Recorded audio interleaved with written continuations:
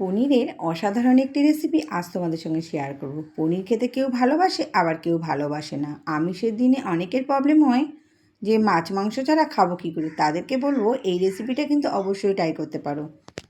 তো দেখো, তার জন্য কিন্তু আমি নিয়ে নিয়েছি এখানে পনিরটাকে ভালো করে ধুয়ে তারপরে কেটে নিয়েছি। তোমরা অবশ্যই তোমাদের পছন্দ মতো করে কেটে নেবে। তো আমার মনে হলো আমি একটুখানি বড় বড় করে একটু অন্যরকমভাবে কাটি। এদিকে মশলার জন্য নিলাম টমেটো, আদা, লঙ্কা, একটু ধনেপাতা,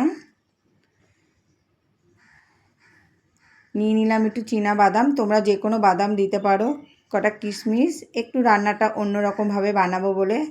তো যাই হোক, এই রেসিপিটা কিন্তু শুধু ভাতের সঙ্গে নয়, রুটি, পরোটা, লুচি, ফ্রায়েড রাইস, বিরিয়ানি, পোলাও সমস্ত কিছুর সঙ্গে কিন্তু এই রেসিপিটা যাবে। আর এটা মানে অসাধারণ।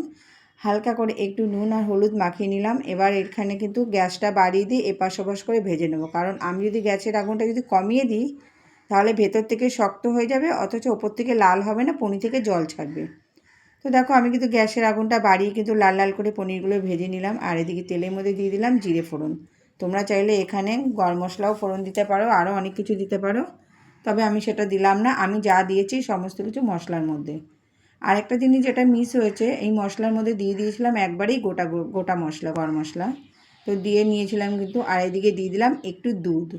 মশলাটা হালকা করে কষে ওঠার পর দিয়ে দিলাম একটু দুধ। এই দুধটা দেওয়ার কারণে কিন্তু পনিরের টেস্টটা আরও বেশি ভালো হয়ে যাবে। বন্ধুরা, তোমরা কি করে পনির বানাও অবশ্যই আমার সঙ্গে শেয়ার করো, আমিও তোমাদের মতো করে রান্না করতে চাই। তো দেখো, এখানে কিন্তু পনিরটা হয়ে এসেছে, আর একটু হলেই হয়ে যাবে। ঠিক এইভাবেই কিন্তু আমি পনিরটা নামিয়েছি। দেখো তো পনিরটা কেমন হয়েছে দেখতে, অবশ্যই জানাবে ভিডিওটা কেমন লাগলো।